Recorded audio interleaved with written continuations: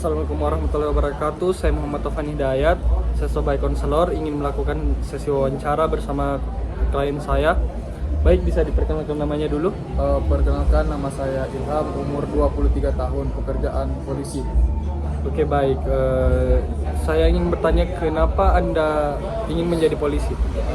Pertama, kenapa saya ingin menjadi polisi? Pertama yaitu karena cita-cita saya sejak kecil. Kemudian yang kedua, melihat sosok kakak saya yang tiap pagi bangun pagi berangkat kerja untuk mengabdi kepada masyarakat.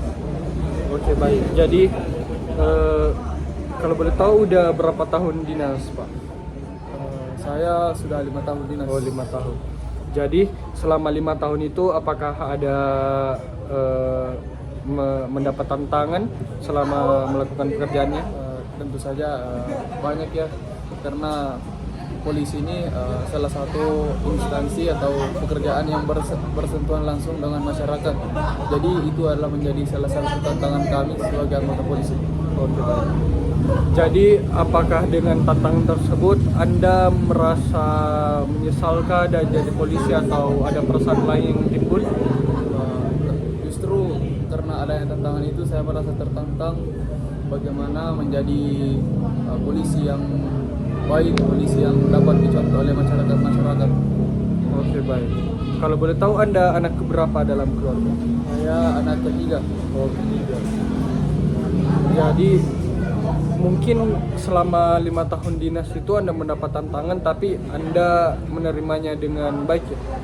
Ya, oke. Jadi dalam kesempatan ini saya sebagai konseling ingin melakukan sesi curhat dengan klien saya. Jadi mungkin dalam kesehariannya ada masalah-masalah pribadi mungkin yang bisa diceritakan.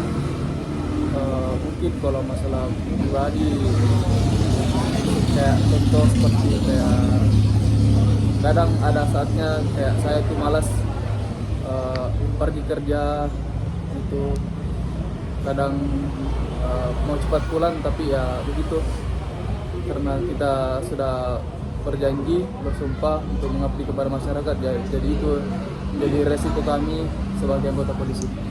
Tapi dengan resiko itu apakah bagaimana cara Anda melewati hal-hal itu?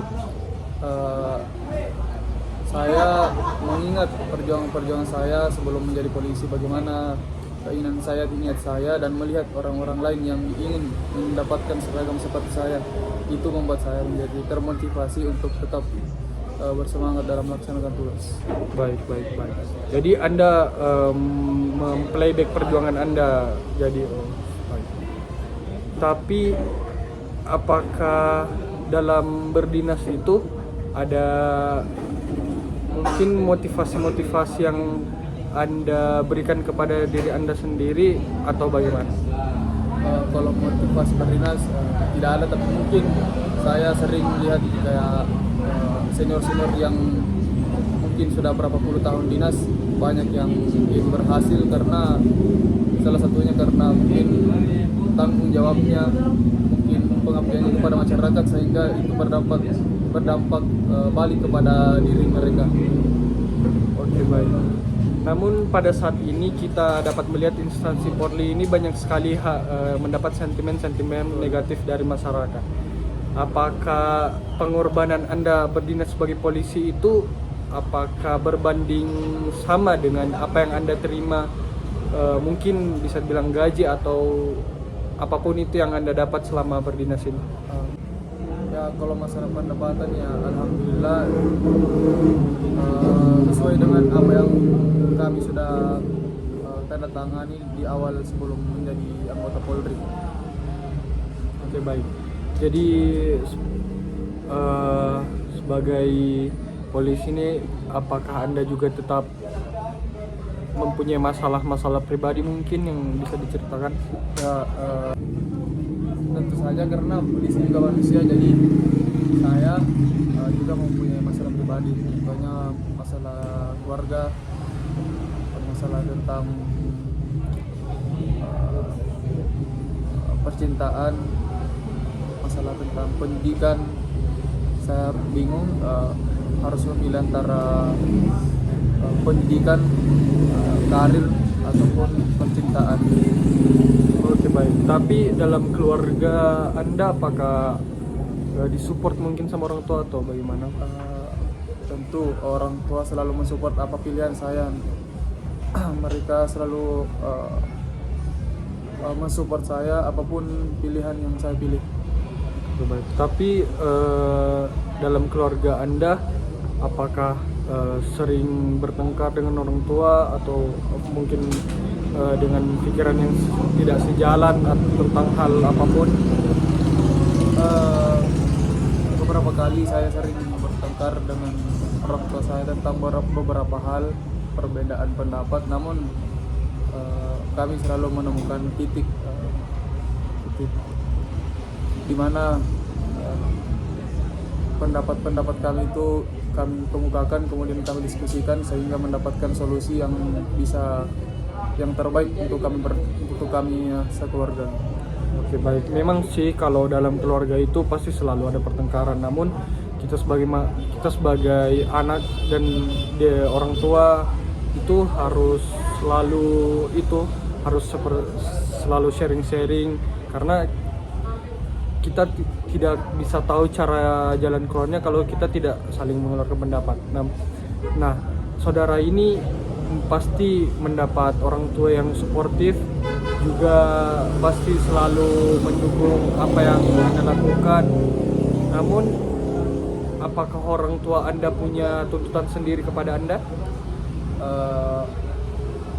Orang tua saya selalu menuntut saya untuk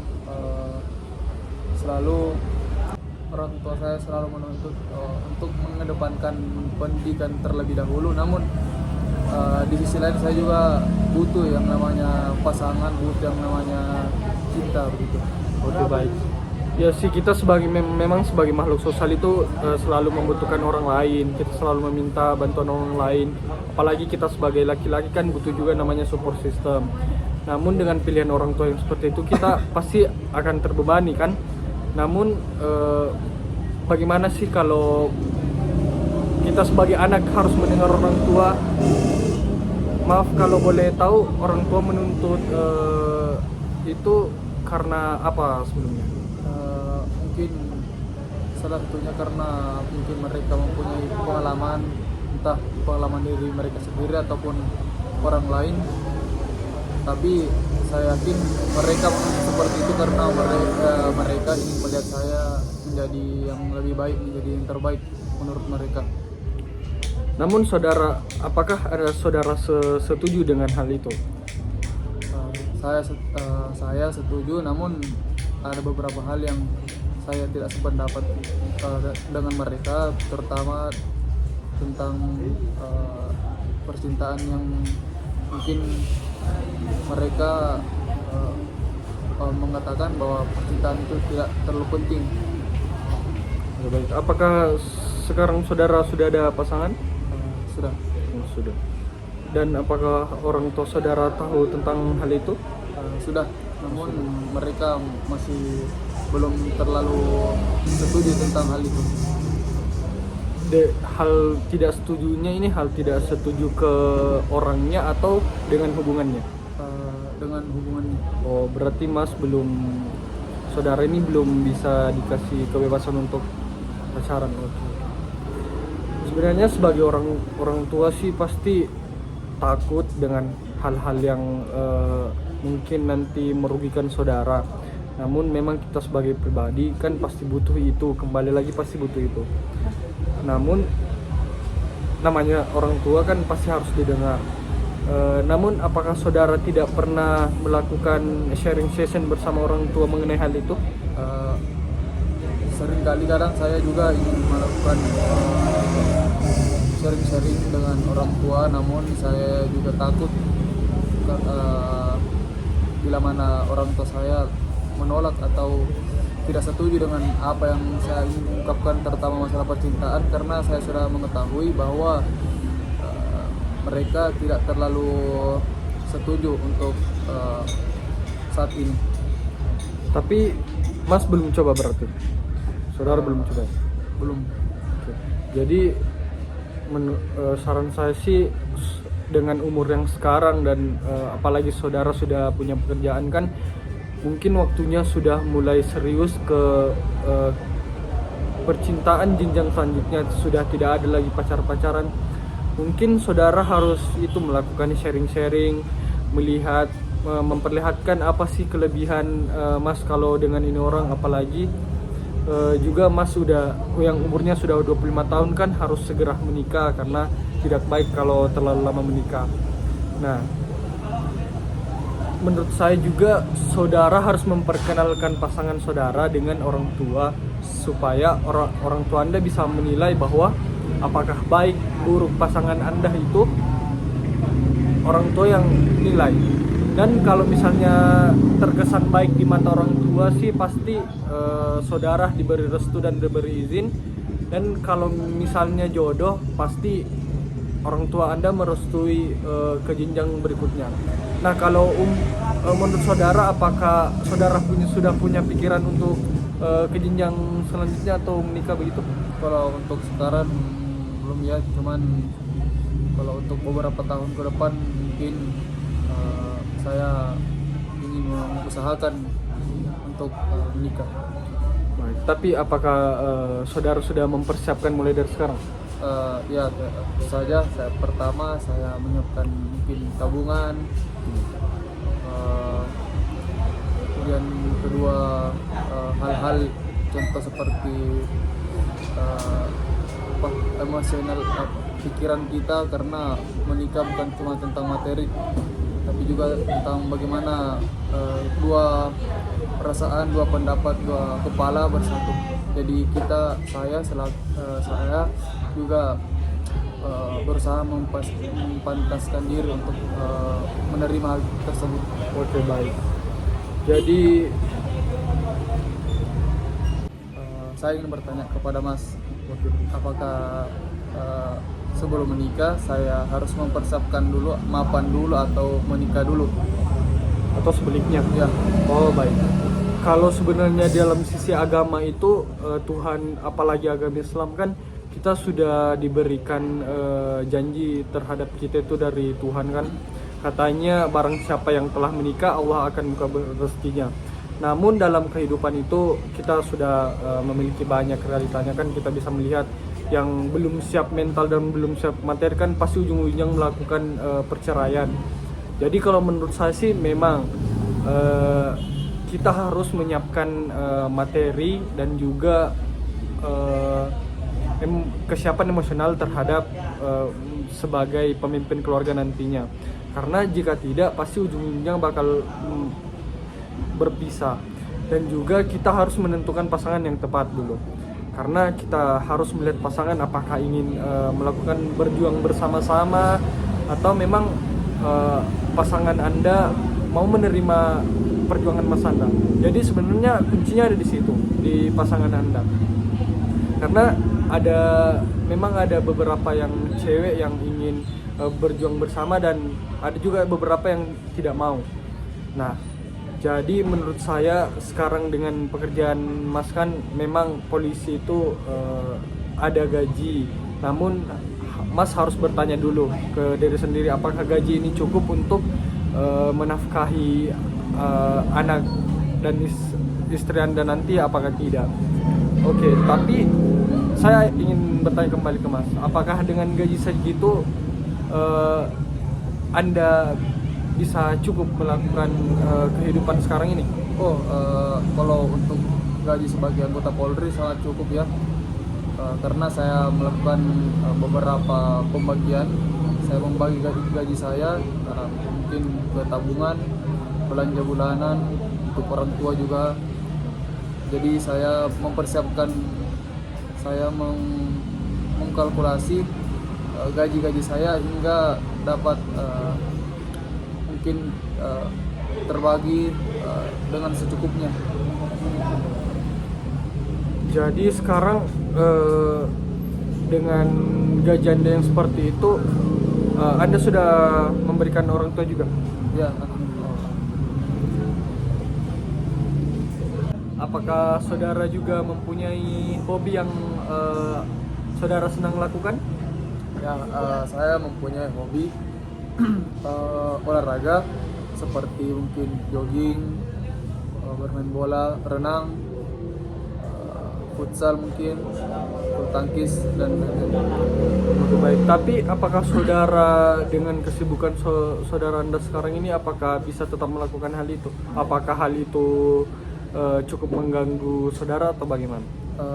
Ya mungkin kalau menurut saya yang mungkin hobi berolahraga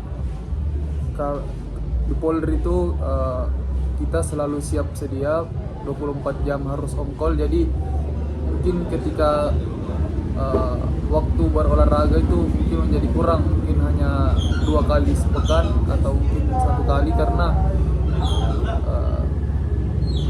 dalam institusi Polri itu 1 menit saja bisa berubah.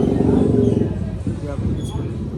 Jadi Anda merasa terbebani akan tugas Anda ya, Bro? Mungkin merasa terbebani bukan, cuman saya merasa kayak kurang Bisa seperti dulu lagi ya? ya. Mungkin sebelum menjadi Polri, anggota Polri, saya mungkin bisa melakukan hampir tiap hari hobi saya. Namun ketika setelah menjadi anggota Polri mungkin itu hanya 1 kali atau 2 kali sepekan. Nah, baik.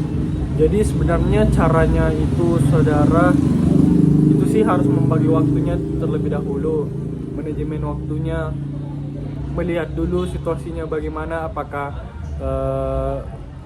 memungkinkan untuk melakukan hobi itu.